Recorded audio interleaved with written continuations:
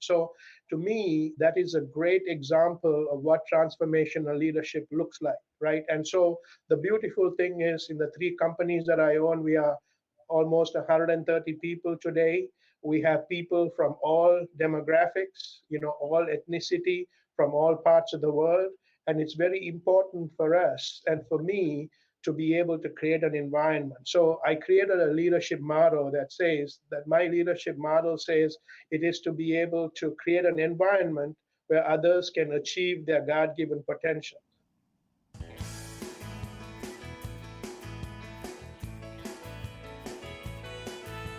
Welcome to the Onward Podcast. This is Emily Harmon, your host. The Onward Podcast features authentic conversations on facing adversity, moving forward, and discovering ourselves along the way. The podcast is brought to you by my coaching business, Emily Harmon Coaching and Consulting. You can learn about the coaching programs that I offer on my website, emilyharmon.com. And you can also schedule a meeting with me. We can have a conversation just to see if we're a fit for each other and to see if we want to work together. Or I can answer any questions that you have about coaching. Also, connect with me on LinkedIn. I broadcast these episodes live on LinkedIn every Wednesday night at 7:30 p.m. Eastern. This episode with Sam was broadcast back in April. And then what I do is I publish them as a regular Onward Podcast episode. So in this episode, you'll hear me say something about a post, a comment that somebody made. I'll ask questions that the audience is asking of the guests. They post them as comments. So I just want you to know that we were conducting this interview live, and the guests or the people that were watching were interacting live. My guest today is Sam Thevanayagam. Sam is a husband, a father of 5, an active leader in his community and church. He's the president and CEO of 3 companies that support the Department of Defense, and his goal is to inspire others to achieve their God-given potential, defy critics, and thrive in the face of adversity. In this episode, we're talking about transformational leadership. We talk about the challenges Sam faced in his life and how he turned around after failure. He also shares about the people that influenced him in his life, specifically his mother and his father. And we talk about sports. I played basketball, Sam played cricket, and he wrote a book, The First 10 Runs in Singles. And in that book, he applies the lessons he learned playing cricket to leadership and how to live an awesome life. Thank you for listening. Let's cut to the interview. Sam, welcome to the Onward Podcast. Emily, it's so good to be here.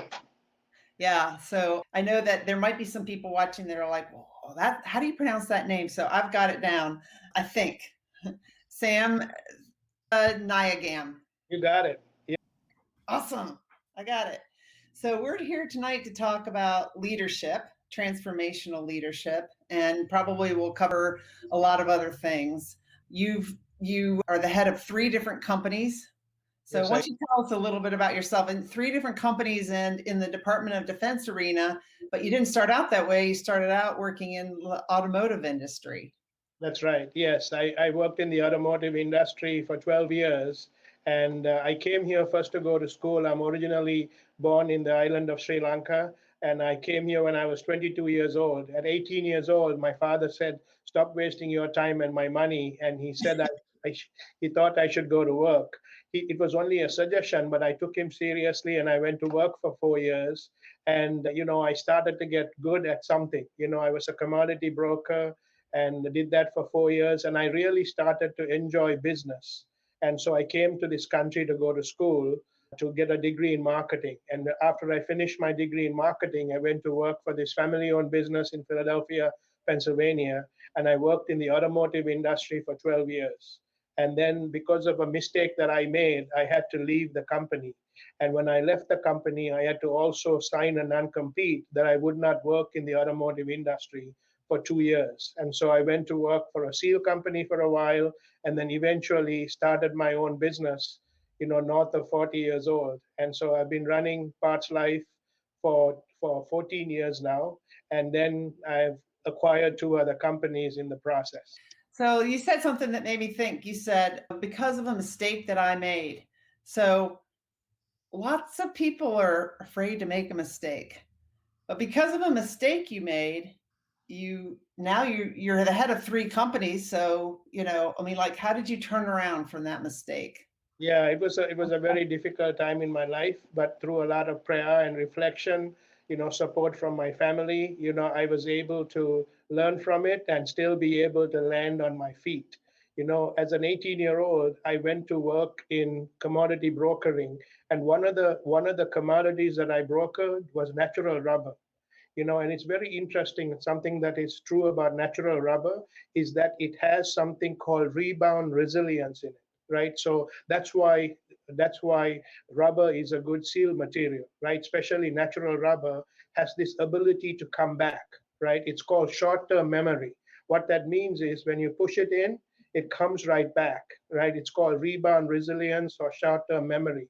And that's very important, I think, in life, right? That we Yeah. need to be able to come back, right? We fail sometimes because of mistakes we make, sometimes it's somebody else's mistakes, but failure is something that is part of life. It's something that we need to embrace. And what I was able to do was I was able to separate the mistake that I made from who I am, right? I recognized that I was a child of God, and even though I had made a mistake, I took responsibility for it. I think that was important for me to do. And then once I did that, right, all of the positive energy with regard to that comes back to you, right? Because when you make a mistake and when you are able to take responsibility for it, now you're back in the driver's seat, right? And you're able to navigate from there. And that's what I was able to do. Were you able to take responsibility right away? Because I think sometimes our natural inclination is to say, well, it was somebody else's fault, or if somebody hadn't done this or whatever. Or did you accept it right away? I was able to accept it right away, and I think that was, so, when you go through change, right, when you are able to take responsibility right away, now you're responsible for the valley that you are going through, right? Because Yeah. we all go through valleys, and sometimes the valleys can be extremely deep. But I think you can come up on the other side if you're able to take responsibility right away. Now, sometimes we also have to make sure that we don't do that too quickly, right? Because if you're not careful, you're not necessarily going to figure out why you made that mistake and stuff like that. So it's important to do some analysis and some reflection. So I took responsibility right away. I was able to learn from it, but it also put me in a completely different industry for 7 years. And in doing that, it's very interesting, right? Because God used that time to teach me what I needed to know for the road ahead. Yeah, yeah, yeah. Oh, that's amazing. So we've got, maybe you know him. Good evening and greetings from San Diego. Thanks for listening and watching. I love listening to stories of overcoming adversity. So many of these stories resonate with my life experience, and it's good for the soul to listen to them. Thanks for sharing, Sam, and for Emily for inviting us on this journey. I wish I knew how to pronounce his name. Juvenito, maybe? Thank you for that comment. I really appreciate it. I love hearing these stories too. And I think that what Sam just said too is so important about, like, the mistake wasn't Sam. You're not the mistake. You're still that child of God that, Yeah. I took a coaching program recently, and one of the things that the coach had us do was find a picture of us when we were a young child, like 10 or younger. And I actually have mine on my phone, so I see it every day. And we are still that little child. We Yep. still have that essence in us. It's like, a fingerprint. We're unique. And sometimes as an adult, we forget that, and our brains talk to us so negatively, and we're so hard on ourselves. We wouldn't be that hard on a little kid. We shouldn't be. That's right. So, Yep. how has that learning from that mistake, how does that translate into how you lead other people? Like if someone else in your company makes a mistake or whatever, like what is your leadership style with that? Yes, I recognize that we are human, right?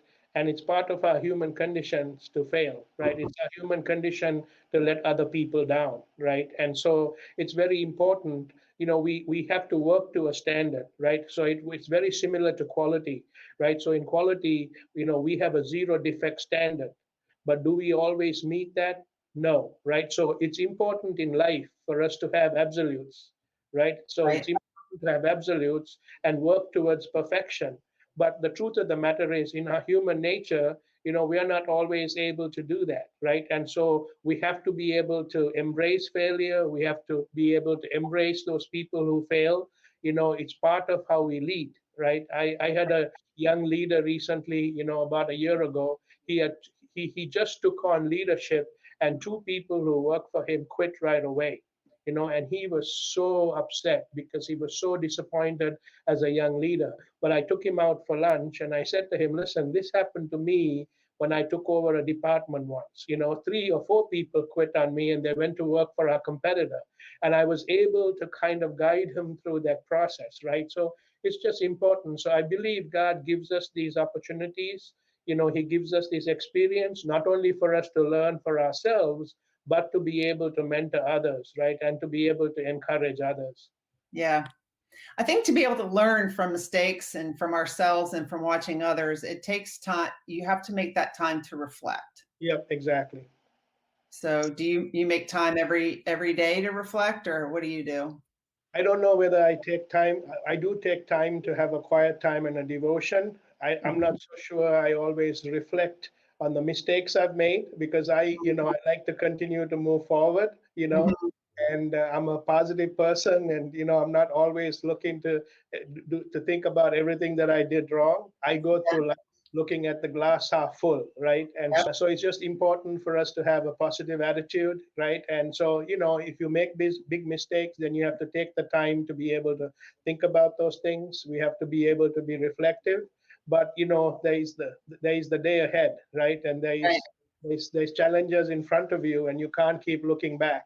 So somebody said, and it shows up as LinkedIn user, because with StreamYard, you have to register your name in StreamYard. But one of my favorite quotes on making mistakes and forgiving ourselves to grow. I have not failed. I was thinking about Thomas Edison. I've just found 10,000 ways that won't work. I love that.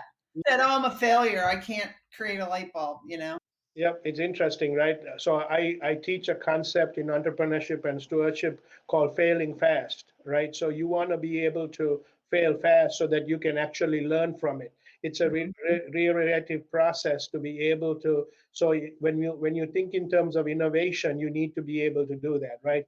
The faster you do those things, the faster we are able to learn, how not to do something, right? And so Right. it gives us a way forward. Thanks, Sean. Sean Flower made that comment. So thank you. So Sam, I've, you know, worked with you some, and I've talked with you and I've seen some of your talks. Your father played a big role in your life, as did cricket, Yep.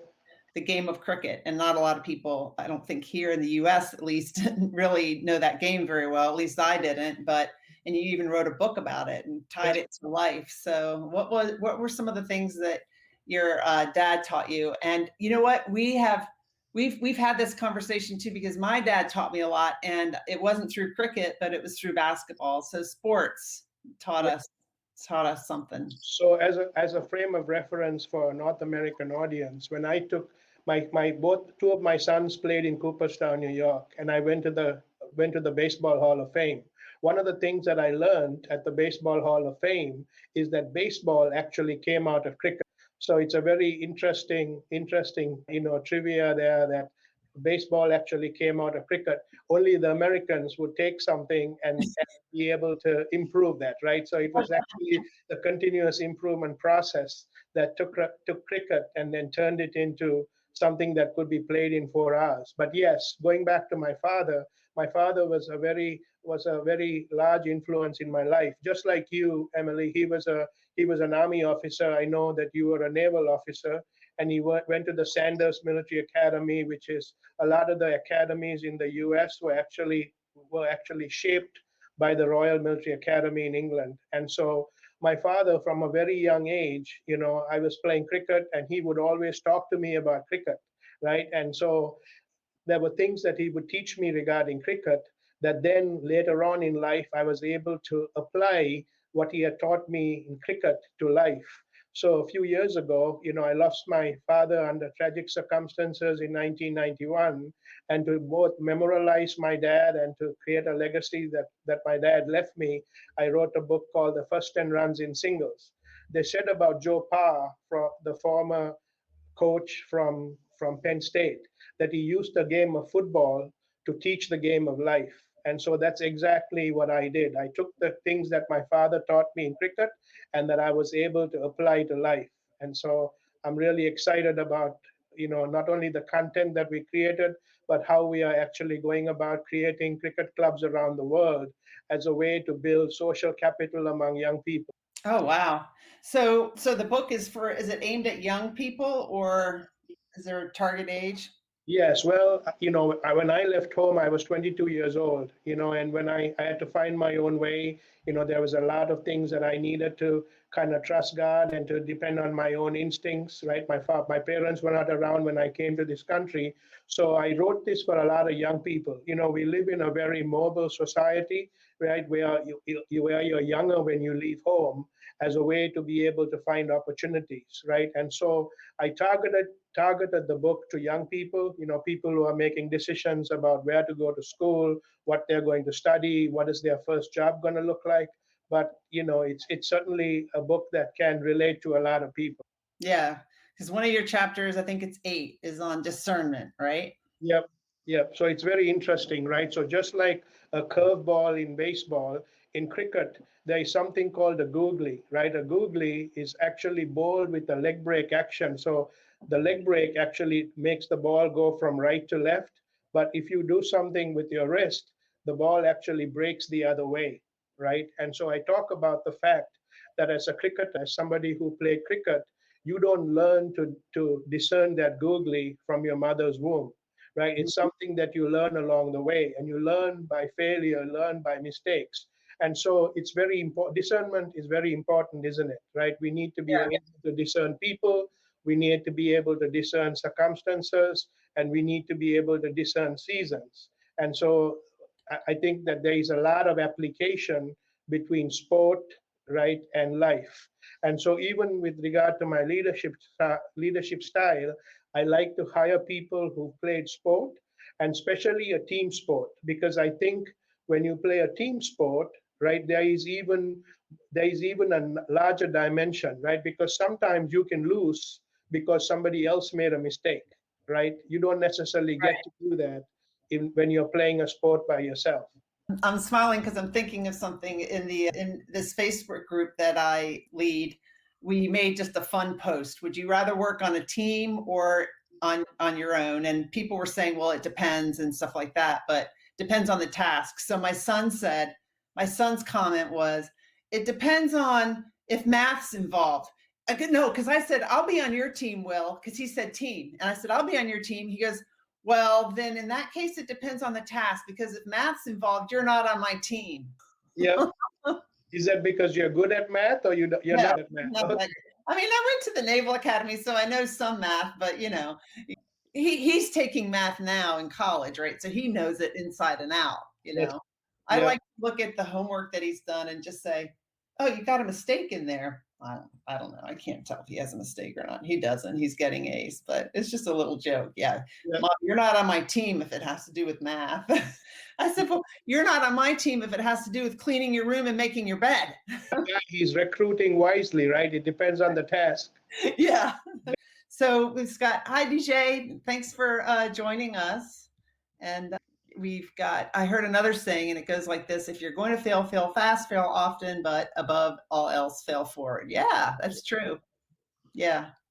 So Sam, you wanted to talk about transformational leadership, and you say here that, the best way for people to be part of the American dream is through home ownership. And you're doing that with the people who work in your companies. You're investing in training and development as a way to increase the value of the people that work in your company. So can you talk about that?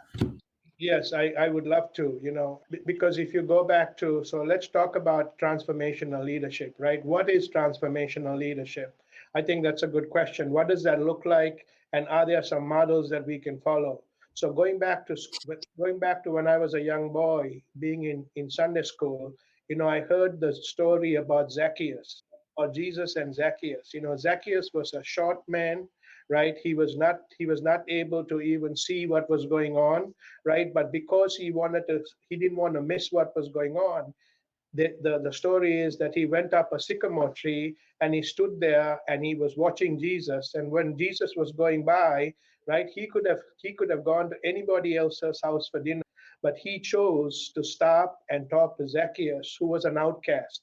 Not only was he a small made man, because he was a tax collector, right, he was not somebody who was well liked. And so Jesus made it a point to stop and talk to him, address him by name, and decided to go to his house for dinner. How special do you think that Zacchaeus felt right at that moment? Right? He felt loved, he felt motivated, he felt inspired. And so it's very important that, that God has put people in our lives who are like Zacchaeus, right? And it's very important for us to embrace those people where they are at, right? And then be able to really identify with them and to be able to motivate them and to be able to inspire them. So to me, that is a great example of what transformational leadership looks like, right? And so the beautiful thing is, in the three companies that I own, we are almost 130 people today. We have people from all demographics, all ethnicity, from all parts of the world. And it's very important for us and for me to be able to create an environment. So I created a leadership model that my leadership model says it is to be able to create an environment where others can achieve their God-given potential. Because what I believe is potential and purpose is really given by God, right? Creator God gives people potential and gives people purpose. That is not my job. My job is to create an environment, right? It would be like a farmer who cultivates the land and makes the ground good ground so that people can plant themselves in and then be able to kind of grow from there, right? So that, in a nutshell, is kind of how I frame my leadership style. You said a little bit about home ownership, right? I read a book many years ago, almost 20 years ago, written by a guy by the name of Fernando Soro. He was a Chilean economist who talked about the fact that the book was called Mystery of Capital, or the book is called Mystery of Capital. And basically what he says is that in order for capitalism to thrive, it takes two things, right? It takes the rule of law, and it talks about home ownership or property rights, right? And if you think about it, as an entrepreneur, not being independently wealthy, I needed to mortgage my house. I needed to sell my house in some cases.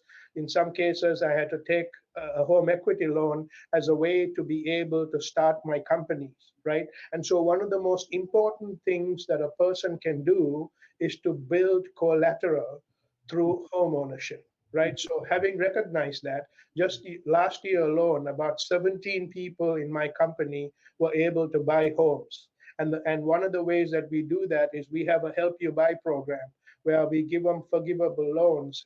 As they work for us every year, we are able to forgive the loan that we give them towards home ownership, because this gives them the stability to be able to work from, right? So it's one of the ways that we feel like we can transform lives, which is through home ownership, right? Wow. So if I can continue, I read another book called Neighborliness. And in that book, the author says in order for there to be real change in society, it takes four things. It takes education, it takes a job, it takes a place to live, and it takes healthcare. If you think about it, three of the four things you get with a job. When you get a job, right, usually you can afford a place to live and you can afford healthcare because that comes with the job. What you don't always get is education. So I made it a point to be able to invest in education. I hired a former dean from a university to come work with us, almost like an internal professor, to be able to create curriculum for all of our people as a way for us to continue to educate them. So, and we do that in two different ways, right? So one, there is a lot of skills training that we do, things like machining, things like NDT, things like NDT stands for non-destructive testing, welding, right? These are difficult skills to find, right? Going out there and find. So we bring people in and we train them in these areas. We teach quality concepts. We teach 8 forms of waste. So we do definitely skills training as a way to be able to bring people in and to be able to empower them to be able to grow. Because the more value that they can create for the company, the more money they're going to make, right? So that is a great way to be able to do that. But then we also find ways of being able to educate them in soft skills. For instance, we teach English as a second language. We teach financial peace as a way for them to be able to live within their means, to balance their budgets, so on and so forth, right? For women, we have had, executive coaches help some of our women to be able to become better leaders and be able to come along. I know you've spent some time, teaching and training our women, with leadership lunches and webinars and stuff like that. You know, we went through a book called 5 Marks of a Man. I have quite a few young men who work for me, and we went through this book called 5 Marks of a Man. So at all 3 companies, we had these small groups that met once a week. It was a short book, right? But it talks about 5 things, how you go from being a boy to a man. And it talks about, creating vision. It talks about a man, the difference between a boy and a man is a man has a vision. A man is able to take a minority position, meaning you can go against, what everybody else is thinking and doing. Number 2. Number 3, being a team player. Number 4, enjoying work. And then number 5, being a protector, right? So these are things that we do. And, this is no relationship to work, but I feel like this is important for me to deposit in these people so that they can grow to become better human beings. Yeah, well, that's awesome, Sam. How does one find their God-given purpose if you don't know what it is? How do you recommend people discover that? I think, in my opinion, you have to do what is in front of you to do, right? So in my, I teach a course called, the recipe for successful entrepreneurship and stewardship, right? I always talk about starting with what you have, right? Sometimes we are always looking for something else. We're looking for what somebody else has, right?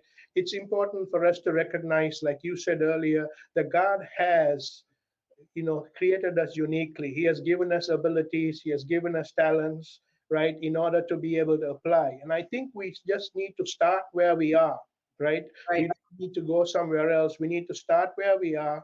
And as we apply ourselves, right, and as we are faithful in the little things, right, we will do much, right?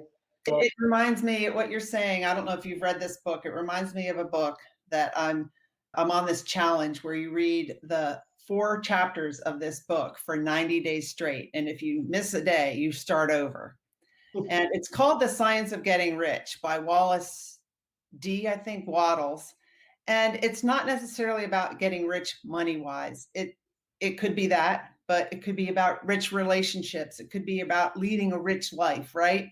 It was written around, I think, around the time of the Depression, like around the same time that Napoleon Hill wrote Think and Grow Rich. So yes. Rich was a word that was resonating with people, right? Because everyone was so broke. But he talks in this book about gratitude, the importance of gratitude, Yep. the importance of giving increase to everyone you meet. Always give them value. And he says in there, even if you're giving a child a stick of candy, give it to them with the feeling of increase. Have people see you as somebody who is increasing and always improving themselves.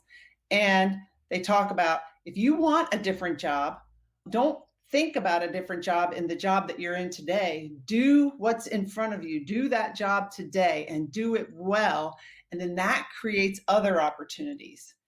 And I don't know the exact words. I'm only on day 13. I haven't memorized it all yet, but it talks about, like, don't look at some miraculous thing that's going to just automatically make you rich. You're probably going to be doing the same things you've been doing.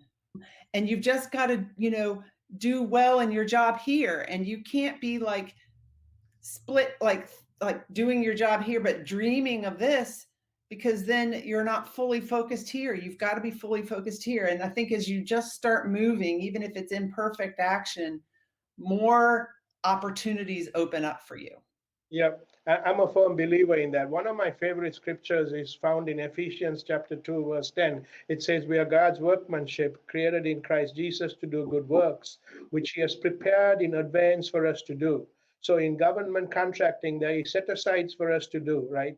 Especially Mhm. for those of us who have certain set aside abilities, right? But the same thing is true in God, that He has actually set aside something for us to do, and that we are His workmanship, right? So meaning that we are somebody that is continuing. It's something that is present too. It's something that is past, it's something that is present, and it's also forward looking. So it's just very important. And the example that I gave when we started talking, I told you that I had to go in a complete different industry, and I went into that industry and I found that they spoke a completely different language, and it was Yeah, you very. did what? Automotive industry to Department of Defense, Yeah, right? and before that, in the middle, I was in the mobile construction business, and Right. I used to go to these meetings. I would be sitting there, and it was extremely difficult, extremely foreign. The language was different. It was extremely technical, and it took me a while for me to actually find my feet. But would you believe it, Emily, that the first significant order that I actually got in the Department of Defense was in the products that I had actually struggled through and learned. So it's amazing that God does not make a mistake. If I had thrown in the towel, if I had quit, I wouldn't have necessarily been able to get this order that I had to get. And so it was awesome. And sometimes you don't necessarily see it when you're going through it, right? It's just very important for us to be able to embrace that and to be able to work through that. And I think that's why when I talk about resilience is important for us, that we work through these things so that there is that miracle that is waiting to happen, but we have to get there, right? So Well, miracles, but you have to be able to work these things out. Well, in that book, and I don't know if you've read it, Napoleon Hill's Think and Grow Rich, he was hired by Andrew Carnegie to write this book. He spent a long time writing it, and he talks about, like, in order to get rich, and it doesn't have to be just money, you have to have a dream, and you have to have this burning passion for your dream, right? You have to really feel it. It can't just be like, oh, I kind of want to do that. And so, but one of the things he says, in order to achieve your dream, is to be in a mastermind. So, when you talk about being resilient, I think it's important, in my opinion, to realize that, it's really hard. It's very, very hard to be resilient just by yourself. You've got to surround yourself with people that motivate you, encourage you. When you're in this mastermind, maybe you're down one day, but then I'm up. So I say, oh, come on, Sam, you can do it. So, Yep. do you surround yourself with a mastermind or with people like that help you along? I think what helped me along was the fact that I had a wife and children, right? And I had a wife and children that depended on me. They were my biggest fans, but yet I knew that there was no safety net, and I had to make it, right. So that was a big motivation for me. So I got up and went to work every day, and I embraced that. But yes, I mean, we need a place of faith, right, to go to. I belong to a life group. In fact, because of the pandemic, I lead a life group every other week with about 10, 15 men that we get together and we talk about stuff. I think it's very important that we have a place. I think, especially men, sometimes we have a difficult time being able to talk through stuff, right? And so Yeah. we need a sense of community. We need a small group to be able to do that from, where we can support each other, where we can pray for each other. I think that's very important. Yeah. So, hi, Maria. Maria's an engineer at NavAir. So, I'm glad you are watching, Maria. So, how has the pandemic impacted your company, and what have you had to do as a transformational leader to help your company through this pandemic? Yes, thank you for asking that question, because, being in the Department of Defense, right, and having, critical customers, as we have parts on the F-35, we have parts on the V-22, we have parts on the B-52. So it's very important for every one of us to show up to work, right? So right in the beginning, there were some people who had underlying conditions. We were careful to take care of them and make sure that, we practiced the things that we needed to practice. Some of them had to work from home and stuff like that. But very quickly, we brought them all back to work. there is a very interesting model and a very interesting example that I have used, and that is, the American buffalo, that grows up in the prairies in the Midwest. Mm-hmm. They say when the storms come, the buffalo, the other animals, they scatter, and what happens is they get hurt in the storm. What the American buffaloes do is they come together, they put their heads down, and then they actually charge the storm. And so Oh, by doing that, by charging the storm, very few of them get hurt, if at all, right? And so that was actually a picture of exactly what we did, right? We made sure that we came together and we hung together and did what we needed to do. And I'm happy to tell you that, yes, we had some people who got sick and stuff like that, but by and large, we were able to work through every single day. I mean, I can speak for myself and my leadership team. We worked every day in order to be able to take care of our customers. wow. If people want to reach you, they can reach you on your email, sam@partslifeinc.com. And this is the SamTNetwork, which is your foundation. And that's where they can get a copy of your book, right? That's right. Yes. And you said your foundation, or you're setting up cricket clubs all around the world? Yes, yes. So one of the things that I found, I created a club called Micah Cricket Club, and Micah is the name of my oldest son. So the name Micah is precious to me, number one. But Micah is also a name from the Bible. The prophet Micah asked God. He says, "What does it take to please God?" He just asks a question, then he answers that question, and it says three things. He says, "Walk humbly, love mercy, and act justly." Right? And so he says these three things is so I took that as a way to be able to create this club after. So it's called Micah Cricket Club. This year we will establish 100 clubs all over Southeast Asia as a way to build individual capital and also build social capital, right? So it's very important, especially in these minority communities, that people have confidence and people are able to use sport as a way to learn about life. So we are using these clubs around the world in order to be able to, for them to play cricket, come together in camaraderie and team spirit, and to be able to not only learn about the game, but to be able to learn about life. So why do you care so much about, you said, these minority communities? Why do you care so much about that? Well, because I think that, if you go back to Jesus, right, and the fact that he had dinner at Zacchaeus' house, right? Jesus was always about the underdog, right? He was always about the outcast, right? Whether it was the woman in Samaria, he was always about, taking care of somebody who was unloved, right?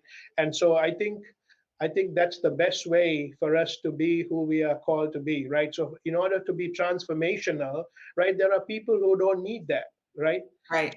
But the people who are underdogs, people who are minorities, who may not necessarily be part of the dream, right? They are the ones who need to come along. So in Pakistan, less than 3% of the people are Christian, right? And so I work in those communities as a way to build confidence and as a way to be transformational, right? And so that's very important to me.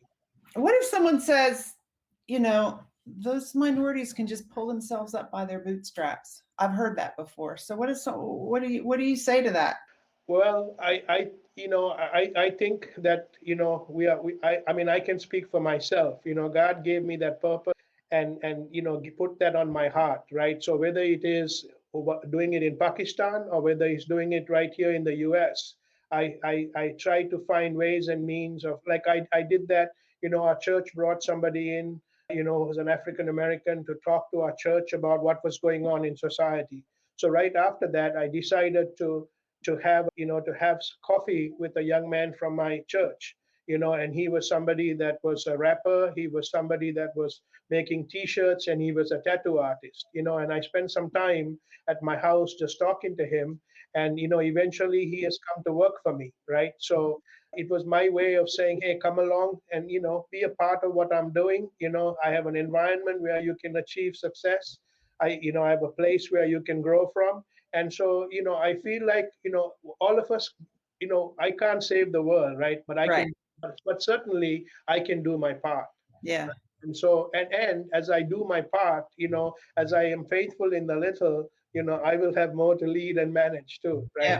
Yeah. I've mentored, children that were underprivileged and they're just not in a position to pull themselves up by their bootstraps. They don't Yeah, have those examples. They don't see any way out. They can't see it in their day to day. So they need somebody like you or like me as a mentor to show them other other opportunities. I mean, to think bigger than the environment that they see themselves in, right? yeah. I think it's so important to mentor other people. Have you been able to travel? Not recently. I mean, I have done some travel. I've done some travel by road. I went hunting with my three sons and stuff like that. I have to actually go away next week to a conference. So I am starting to travel, little by little. Yeah, Yes. not like back home or anything. Yeah, not like I have. There are still issues overseas. And so, things are still very sporadic. Not sure when I'll travel overseas next, but I have done some traveling. Yeah, yeah. So, what's the toughest thing that you feel like you've overcome in your life? A tough challenge, the toughest one. That's a good question. I would say that the toughest challenge, the toughest ongoing challenge is dealing with myself. It's true. Yep, because our hearts are desperately wicked, and we have to constantly work on ourselves, right? Because Mhm. I feel like the person who can hurt me the most is myself. So, it's keeping myself in check and keeping who I am in check is very important. And my wife does a pretty good job with it. I have some friends who do. But, I think, it's important for us to continue to be accountable, and that's not always easy to do. So, this is when you say the hardest thing is keeping myself in line. Well, who is myself and who is saying keeping myself in line? Well, we have a conscience, right? God has given us a conscience. And so, Mhm. and usually, I have a healthy conscience, I have a healthy ego, right? And so it's just very important to keep that in balance. Yeah, yeah. I think it's, what do you think? Do you think it's important for a leader to be able to say that they don't know the answer when they don't know the answer? Absolutely, right? Absolutely. Yeah. So on one hand, I think it's important for us to not be a subject matter expert, but to be able to actually say, not to get political, but if I went back to President George Bush, Mhm. right? He had a lot of people who were around him that were at another level, and they were able to say stuff to him and lead him down a path that maybe he wouldn't have gone, if he was better equipped as a leader himself, right? Mhm. And so I think it's very important to surround yourself with, when they say that we need to surround ourselves with people who are smarter than us, absolutely, right? But on the other hand, you can't be an absentee leader, right? The agenda has to be mine, right? The vision has to be mine. So I can create a vision, and then I think it's important to then surround yourself with people who can actually come alongside and do that vision. So I have people in finance who are better than me, in government contracting that who are better than me, marketing, sales, but the person who puts that together still needs to be me, right? So I think we can't always use the cliche and say we want to hire people that are more successful or more smarter than us. Absolutely, we want to surround ourselves, but the buck still stops with the leader. Yeah. When I went to the Naval Academy, we had, I'm gonna see if I can remember all the responses. We had 5 basic responses. Yes, sir, or ma'am. Yes, no. I'll find out. You don't say I don't know, but you say I'll find out, sir. Or someone who's watching from the Naval Academy is going to be like, man, Emily, you didn't have much of a plebe year if you can't remember the 5 basic responses. But it was something like yes, sir, no, sir. I'll find out, sir. No excuse, sir. Maybe there was 4. No excuse. No excuse. I always grew up challenging authority. It's one of the reasons why I did not go into the army, Uh, right? Because even though my father was in the army and there was somewhat of a pull to do that, I never went in because I always challenged authority. right? Because I always needed to know why, and I always thought I had a better way of doing it. And that was not always the case. I'm not saying I did. I always thought I did, right? And so even starting my own business was very important to me, because when I worked for somebody else, I tried to influence them to be able to do the things that, to run the plays that I saw, right? Uh-huh. Or to do the things, and I was not always successful in doing that, right? Because I wasn't always able to influence my leaders to be able to do that. And I think that is so gratifying to me in running my own businesses, because I get to do the things that the way I would like to do it now, right? Whether Right. it is in learning, whether it is in quality, whether it is in strategic account management, it's whether it's in operations. I have always had a certain thing where I wanted to do something, right? And so I get to run those plays the way that I want to run. Yes, I have very competent people who do that, but yet I have a say in how that happens. And then the buck stops with you too, right? Exactly, that's important to me. Yeah. So Maria says, awesome idea about the cricket clubs, that she uses chess club to build a community. That is so awesome. Yeah, because it's interesting, especially during the pandemic, I know a lot of people have started playing chess, and chess is a great way actually to stay active, right? Your mind, it continues to stay active, because you're not only thinking about the move that you're making, you have to think 2, 3 moves ahead. So Yeah. it's a great way to be able to do that for yourself, but it's also a great way to build a social network. Yeah. So Sean has a question. Society today offers many challenges regarding the avoidance of offending someone. While I don't think it's right to purposely offend, how do we maintain faith-based values and navigate sensitivities? So, Sean, that's a really good question. One of the ways I think we do that is by telling stories, right? Is by telling me stories, right? Because when you talk about yourself, when you talk about failures that you've made, or when you talk about things that are meaningful to you, then it's not being as offensive, right? And I think that, and sometimes we have to earn the right to be able to do that, right? So, even if you go back to the Jesus example, right? If you see the way Jesus lived, right? If you see what he did with the woman at the well, right? He knew who he was talking to, right? He knew what her shortcomings were, but that's not what he led with. He actually, he was talking to her heart, right? And not to her head.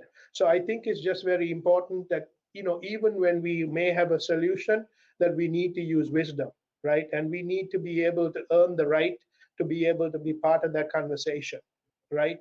And what I have found is, is that we need to be a person of influence, right? And the way you become a person of influence is to serve, right? It's not to talk about what is right, but to serve, right? Because when you serve somebody, right, eventually you will earn the right to be able to speak into their lives. But if you don't do that, right, then you don't necessarily earn the right to be able to say that. Because then what happens is it becomes a conversation, it becomes an argument, right, and not necessarily a value that is passed on, right? But when we take the time, so think about it like a game of chess, right? You Mhm. may you may eventually get to the king, but it's going to take time to do that. It might take you 10 moves to do that, right? And so what we can't do is lead with, hey, this is what I think about something, right? You have to earn the right to be able to have those conversations, right? Yeah. Sometimes you want to get right to the king. That's the quickest way. Just go take that king, right? That's the answer. And you Yep. know it's the answer, but that other person may not know it's the answer. And so in order to get there, you might have to take a little bit of a roundabout way, but then you're definitely assured to get there in a win-win situation, right? Yep. Kind of what Yep. you're saying. And I think we need to be able to speak from our heart and be vulnerable ourselves, right? Because none of us are perfect. We all fall short every day, Yeah. right? So when we lead from that, right, I think the conversation is a little easier to have rather than if you come at it from, hey, I know and I'm going to teach you. Sean, I'm not so sure I'm answering your question, but I'm hoping that what I said was maybe helpful to you. No, that's really good. So how did you learn your leadership? Like how did you develop your leadership? By watching other people, by reading the Bible, by playing cricket, all of it? Your dad? I would say all of that, but growing up in my father's household, right? My father was definitely a leader. He was a leader of men, right? Being in the army, and he led women as well. So, I think I had a front row seat in how he led. So a lot of it is from there. When I lived in Michigan for a year, there was an older lady who used to come to the house that I lived in, and she would always tell me, Sam, read the book of Proverbs, right? And I used to think to myself, my gosh, I need money for the next semester. This lady is asking me to read the book of Proverbs. But I have to tell you that because there are 31 Proverbs, right? And the smartest man who ever lived, after Jesus, I think was Solomon, and he wrote the book of Proverbs. And so I would read a proverb a day because there is a lot of wisdom, there is a lot of discernment there. So certainly that was it. And then all along the way, God gave me mentors, people that I work for, I learned a lot from them, right? And so, all along the way, I've had people who've mentored me, right? And so that's why, when I think of myself as an entrepreneur and as a steward, it's a team sport, right? And we need to be thankful and we need to be grateful for the people who've brought us to this place, right? And so that's why it's my way of giving back, right? So when I'm mentoring people or when I'm giving back to these cricket clubs, it's my way of being able to do what somebody did for me. That's awesome. So Sean said that you were spot on in the way you answered his question. So, Thank you. all right. And if I can also say, my mother was truly a leader as well. She was an athlete herself, and her leadership style was different to my father. So, I had both my father and my mother who were awesome role models of leadership. They led in two different ways, but not one was not any better than the other, right? My mother was a very strong woman. She was a very attractive woman. She was an athlete, and she was a teacher. And so I had the benefit of growing up, with a very strong woman in my life as well. And so that, I think, that was a very important part of who I've become. Yeah. Awesome. Well, thank you, Sam, for being on the Onward podcast. And if you have one last bit of wisdom that you want to pass on, go ahead, and then we'll just go ahead and end. And I'll put up here, like, people can reach you through your email and your network. And I'll put this in the show notes too when I publish the podcast at some point. And then your book, First 10 Runs in Singles. Yeah, so one of the things I talk about in my book is hitting on the front foot, right? When you hit a baseball or when you hit a cricket ball, you can't stand in one place and swing. It's not like golf. You have to lean into it, right? And you have to go after it, right? And so I talk about hitting on the front foot, right? But it's also the life lesson that you can learn from it is to take initiative, right? You have to go after it, right? It's not going to come to you. You have to go after it, right? So it's just very important that I would tell the readers today, we already talked about resilience. After practicing resilience and learning how to come back, we have to take initiative and to go after it. And go after it. Should you wait for everything to be perfect, or should you just? No. Yeah. I think it's just very important because I think as we come along, things will start to get clearer, right? It's like being able to getting a camera in focus. The closer we get to it, the picture will become clearer. And so it's just very important for us to go after it and to start that journey. Thank you very much for being on the Onward podcast. I really appreciate it. So thank you so much for having me as a guest on your show, Emily. I appreciate it. What an awesome interview with Sam. I'm so honored to know him and to work with him. Please share this episode with a friend. And I'd greatly appreciate it if you could leave a review on Apple Podcast or wherever you listen to the Onward podcast. I really appreciate all of the people that are listening. I can tell from downloads, you're listening from all over the world, and I haven't met many of you. Feel free to schedule a meeting with me and let's talk. Let's have a coffee networking session over Zoom. The world isn't as big as we think it is when we have Zoom and we can connect and meet face to face. So I appreciate you all. Thank you for listening, and let's move onward together.